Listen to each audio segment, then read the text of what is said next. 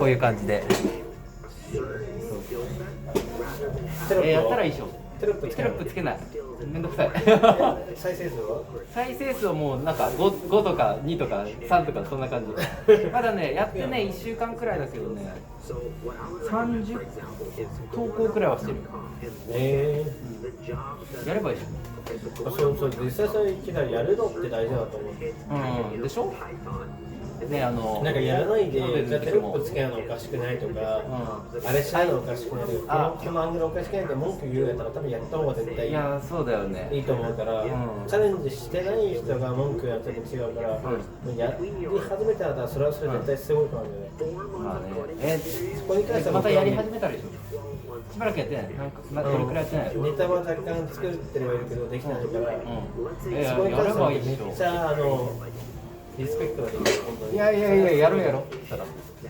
あげるわ。じゃああげたらちょっと言いにくいね。あれ LINE とか知ってたっけ？知ってるけどしばらく連絡してなかったからわかんないよね。タルで検索したらいいと思う。タル。チャンネルとかはなんかもしそういうのあれだったら書いてもらっても。全然別にいい。多分別に後で検索しとこう。僕ので出てくるかもしれない。じゃあ僕一応 LINE でも送ればいい。そうだね。LINE で送ってくれた方が。最近始めたんですよ。一応その誕生日動画テロップつけたのが全然僕も出たから気はする。マジですか？そこを含めてやってるってことでやっぱりとりあえずあげようっていう意識であげちゃってるってやっぱりこれに関してそれであげるのおかしくないっていうふうに文句を言う方が絶対おかしいから。まあね。やっちゃってる方がもう勝ちなんだよね。まあね。やる前に足踏みしてる方が絶対負けなんだよね。もうね、逆にね、上からそういうやつらに関しては他の方には低姿勢だけど、やってるやつからしたらやってないやつでそう言ってるやつから思いっきりガツンって上からガツンとね、上から目線でいいと思う。だってね、じゃあお前やるよって多分できないと思うから。多分ここで言うと、言ったことないお店に対して、いやこのお店でこうでしょ、こうでしょ、こうでしょ、そもそも行きました、いや行ってないですっていう人だったらさ、じゃあ行ってから文句言った方が良くないって話になっちゃうよね。まあね。それは一緒じゃない？なんかそう。行った上で言えばいいでしょ。でも行ってないのに言うのはおかしいじゃん。だったら一回行ってみたらどう？一回でやってみたらどうみたいな。そしたらね、それやった人の気持ちもわかるし。やってる方の気持ちも。お店がどうとかってお店だからちょっと違うけどニュアンス的にやっぱ似てるでしょ。やってないのになんかそこ分かるよっていうと、やってないのに文句言うことやアンチってやっぱそうだね。そうだね。いやだからそういう人に関してはね、もうね、あれ構わない。もうなんか。本当悲しい人たちだなって思ったよね。本当そういうの。だからやったらいいでしょ。やり始めたでしょまた。僕いつでもいるんで。もったいないでしょそれ。もったいな。よくもめっちゃ簡単。絶対始めた方がいいよ。まあたまにね。桃源郷ね。ごめん。めっちゃ気になって。ちょっと今電話してみます。さっきもそうだね。ちょっと気になってたし。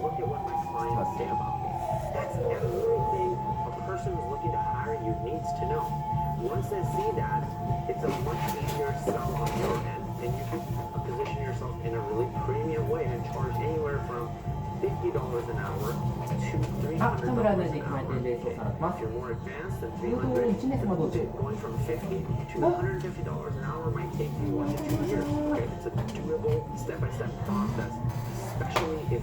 終了。1時でなんか警察が回ってるっていうことで、結構他の店とか結構警戒して、多分そのうちの一つです。普段だったらもう全然今時間でもやってる。また次回でもいいですしね。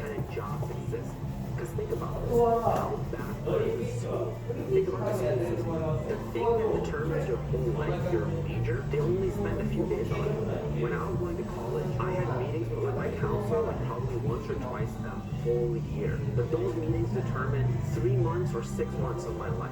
How absurd is that? That the thing that's going to determine the 3 to 6 months of my life is essentially just 1 hour long or 30-minute long quick meeting with a counselor that hasn't figured out their own life and are here and are handing out advice to every single student, like thousands of students with back-to-back appointments, and they're determining your life over the course of like a 20 or 30-minute or an hour-long meeting with you, and that's all the time that gets spent on it. But then all the other time is spent actually going to classes and putting in the grunt work, where I think it should almost be the opposite, because your future is the most important thing to plan for. It's almost like you're on a conveyor belt, okay? There are multiple conveyor belts. One belt leads you into the depths of hell.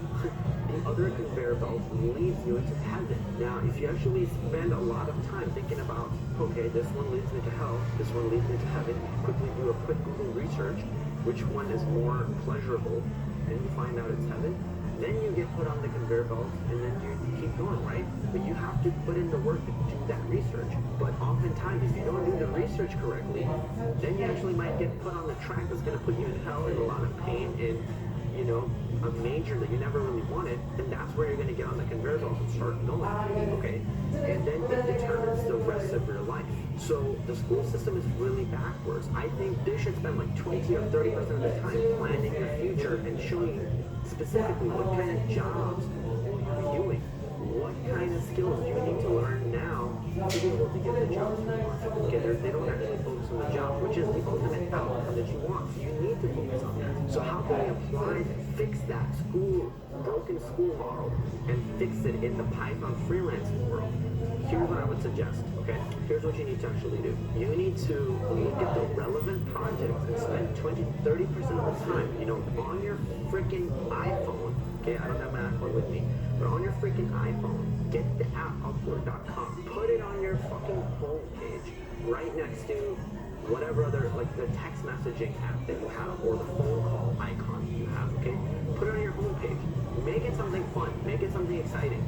So then you click on it, and while you're in the bathroom, or you're waiting for someone in line, or you're just hanging out, you click on the Upwork.com app and you just see what kind of projects and things that people are offering real money for. So once you develop that habit, you get excited by it, automatically you're going to be spending 10 to 20% of your time actually looking at what skills you need to develop, and then you wrap and map your skills, the skills that you need to develop around, right, around the real world job market on the things that you need to be able to do, all right? So this makes your learning hyper relevant, and it makes your skill set hyper relevant. Whereas, for example, if you go to a college for 4 years, they have an outdated curriculum. They don't focus on what's in the job market. And so oftentimes when people graduate after 4 years, they have $60,000 or more of debt with outdated skill set that you can get freelancing jobs for, and you often can't get full-time jobs. Because in the software development world, things move fast. So wouldn't it be cool if you were just on top of it, right? By そうですね。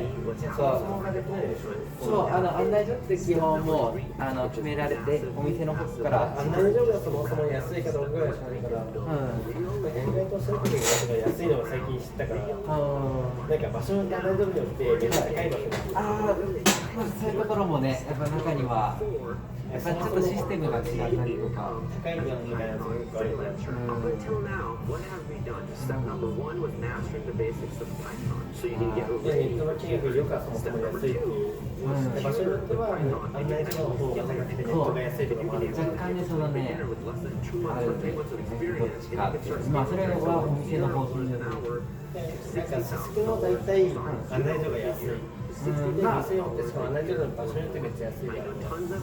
あと、すすきのは本当は安いと思いますよ。僕地元の、ね、お昼とか、広島はちょっと行ってまあ、ちょっとやっぱ夜って本当はこんな長々っていうくらいやっぱりちょっと怖かったっていうのを案内所の方が結構持ってくるみたいな。ああ、それどうなんだろう。まあ結構いい人だったけど。案内所で聞いて、で、ちょっと待ってくださいって言ったら、ね、普通来ても安くないですか、これ。いや、ちょっとそれは言えない約束でしょみたいな話になっちゃうから、まあ、しれっとその金額でもう自分で吸っていくしかないみたいな。断って、どこどこいいですよ、代金入れます。あ、安いじゃん、こっちの方が4000円だからもう3000円ぐらいで売ってるから、断って行ったら3000円で入れちゃうみたいな。で、そのまま行って、てかこれ3000円だったんですけど、いや、案内所じゃなくて、4000円払ってくださいってご利用されて、3000円で見せても4000円で入れるみたいな。ああ、なるほど。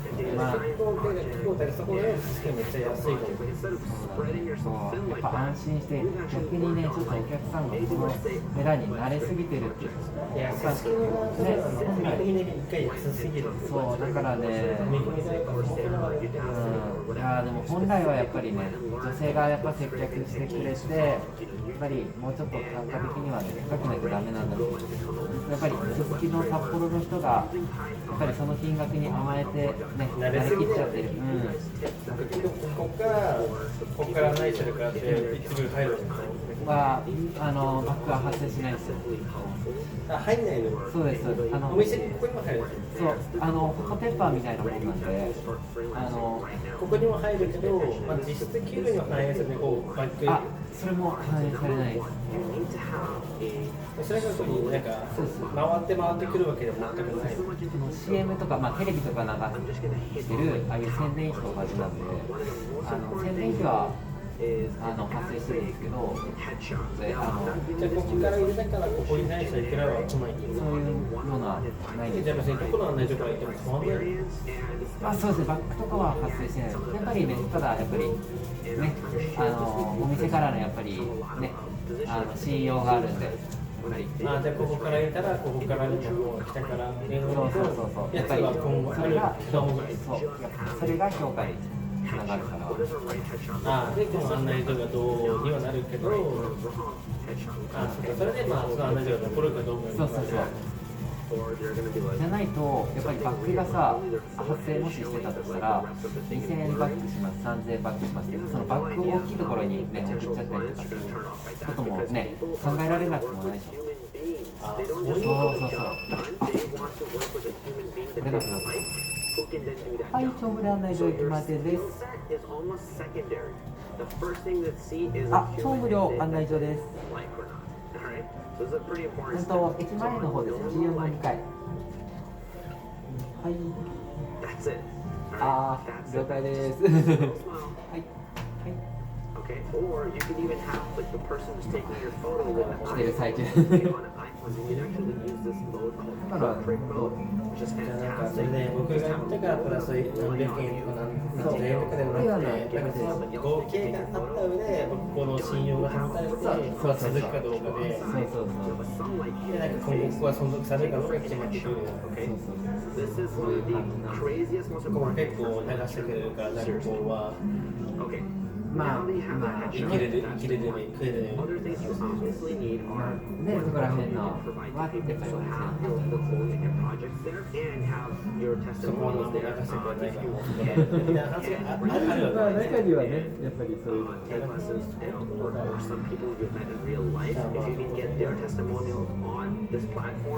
That's going to be phenomenal for you. Okay, let's say your た profile ま is に来て complete. ください。 What's next? When you これさ、投稿しても大丈夫？顔出てないから。マジか。全然大丈夫。いいよ。また来たらね、投稿しよう。面白い。いやこの面白いの言ってたら面白いの言うから。大丈夫。ギャグたくさん持ってるからギャグを出させて。なんか僕のギャグなんかいやこれ映ってますよの方がなんかこの連携だけどギャグを出さないとやっぱお笑いのねセンスがあまりないからさ。たくさん持ってるギャグが出せないともったいない。めちゃ普通に真面目な話だと。いやもう僕はそれが一番ね普通でいい。僕の中で。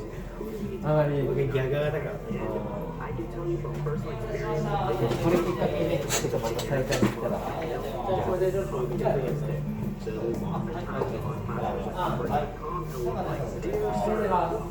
Maybe they'll just have your name and then they'll be like, your project seems very interesting.